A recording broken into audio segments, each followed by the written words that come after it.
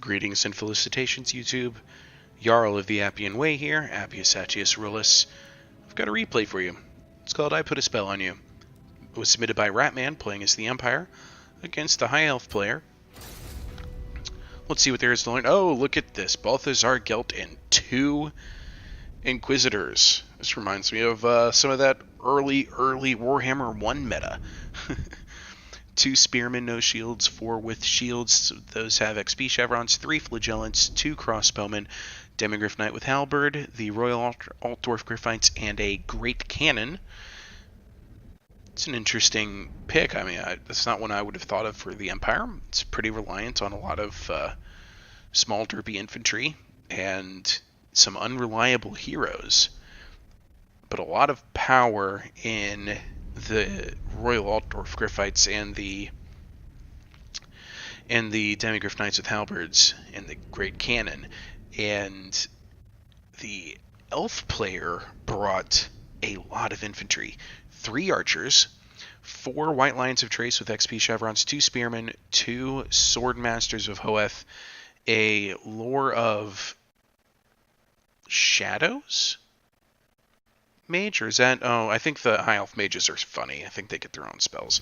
Let's go figure out what they brought. Alright. Alright, so that is a Prince on a Star Dragon. That's quite significant. And the mage... It's a Mage of Shadows. Yeah. And the spells that they brought are... Pit of Shades, Occam's Mind Razor, Withering, Penumbral Pendulum, Enfeebling Foe, and Melkos Mystifying Miasma. They just brought it all. Alright. Let's get this show on the road. It's a pretty open map. The Great Cannon's going to go ahead and start opening fire on Swordmasters. Good target. Good pick for the cannons. Absolutely. If not that, I would say the Prince on the Dragon. But Swordmasters are a good shot as well. So it looks like they realize that the hill is actually kind of in the way of their cannons, so the cannons have reacquired a new target, which is the second unit, hoping for a little bit of better angle. Let's go ahead and see what that angle looks like from their perspective. I think the angle is just fine. I think that angle is working out just fine.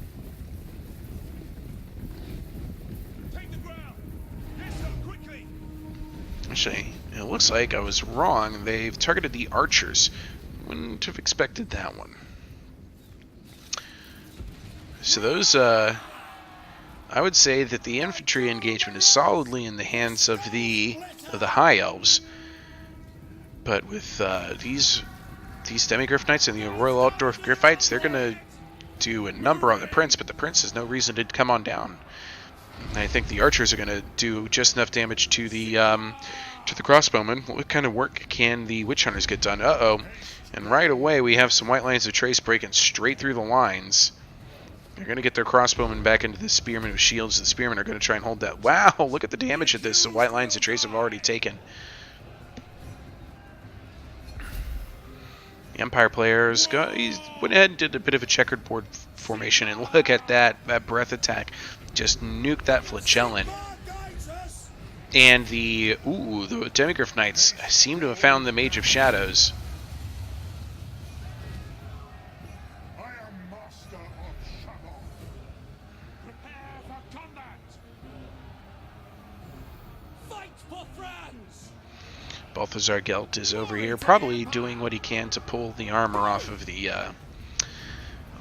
really powerful High Elf units. And it's interesting, the pick of Flagellants. Flagellants are actually doing really well against Spearmen in general, but oh man, that Giant's already down half health right away, regretting coming down because of these Demigryph Knights with Halberds. And oh man, he's mobbed it with spears. He's bringing in the witch hunters who are probably jacuzzing this into oblivion, and there was a Pit of Shades over there I must have missed. The cannons are probably taking some shots in here, but I think the cannons should reacquire and just go for this Swordmasters of Hoeth. Griffins are the Demigryph Knights are gonna go ahead and get a quick charge in on them before moving off and going after their ranged units. Yeah, the cannon is trying to get some shots on the Prince, but the Prince is now in the air, so they don't have to worry about that. The Flagellants are an interesting pick because they're clearly good enough to beat Spearmen, but I like them because they're unbreakable. Yeah, High Elves are going to bring better infantry. Might as well hold the line until the last one is dead, which is exactly what's happening right here. These 14 Flagellants are going to hold that line until the very... Oh, wow. Unfortunately, that Penumbral Pendulum did a little bit of damage to the Swordmasters of Hoeth over here. Now that that prince is going to hold still right on top of the cannons? No, of course not. But that was a final transmutation. Takes it out right before it can kill that great cannon. How clutch was that? That was pretty phenomenal. There's not much time left in this, but the High Elves, I think they're starting to get a little bit of panic. Here comes a Pit of Shades. He's sacrificing a Swordmaster of Hoeth for it, but... What exactly is the elf player going to do about Demigryph Knights? Answer? Cry. That's exactly what the high elf player is going to do. This is why you bring Phoenix Guard, my friends. This is why you bring Phoenix Guard. That is correct. There is no hope at this stage. This battle is solidly in the favor of the Empire. And I think this one was won at the Army Select screen. Well, no, that's not necessarily true either, because the High Elves had the infantry to pull this off. Pretty impressive victory for the Empire, and it really boiled down to how the High Elf player used their dragon and just got mobbed, swarmed, and spelled into oblivion, and accused, and cannonballed. Really everything hinged on that dragon for the High Elf player in the end. Pretty fascinating stuff. Let's go ahead and take a look at the kills. 77 kills for this Witch Hunter, not Inquisitor, Witch Hunter. 20 on that one. 4 for Balthazar Gelt. Spearmen doing their job, as did the Flagellants. Even this one, which they lost their lives to a man. 70 kills, 61 kills for the Demigryph Knights Halberds, 47 for the Royal Ardrolf Griffites, 54 for the Great Cannon, and the Prince managed 59 kills, but that was all on Flagellants.